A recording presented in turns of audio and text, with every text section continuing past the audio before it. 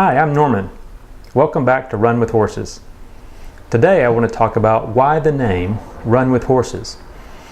It comes from Jeremiah 12:5, which says, "If you have raced with men and they have wearied you, how will you compete with horses?" Think about that verse, and then I want to compare it to another one.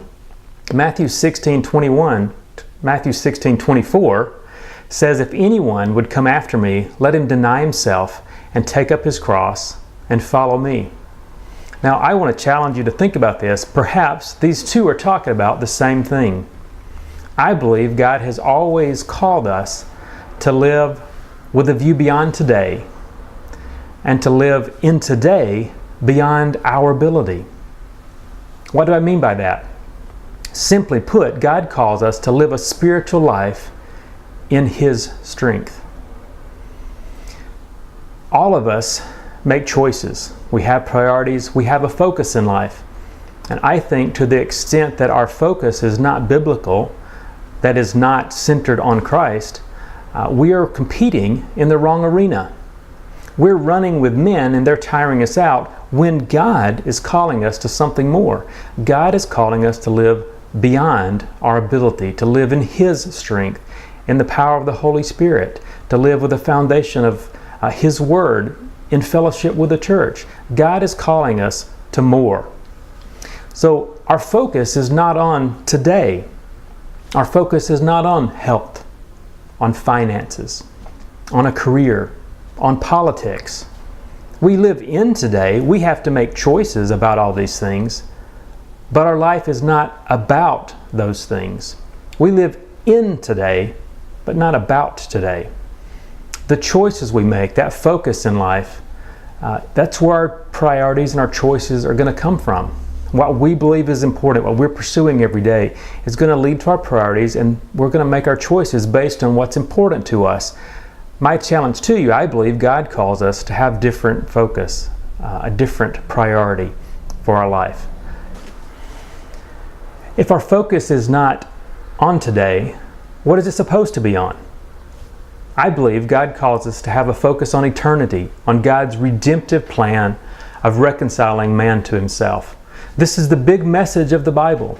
This is what Jesus came to accomplish. God's purpose in removing our sin debt and putting us in a position where we can glorify Him, where we can choose Him, where we can fellowship with God. So we live today for eternity. The wrong focus leads to running the wrong race in life, to worrying about the same things that everyone else worries about, and to being wearied by them. How often do you talk to people and everyone's exhausted by the same things? We all work too hard. We all are concerned about the way that the world is going. We're concerned about the weather. We're concerned about our health. We're concerned about our finances. We're all worried about the same things. Why? God says, I know you need those things. Trust me. Put your focus on me. Get in my program. And I'll take care of you. I'll give you what you need. Maybe not today, but in eternity, we will have all that we need, which is God. The right focus leads to spiritual, eternal fruit.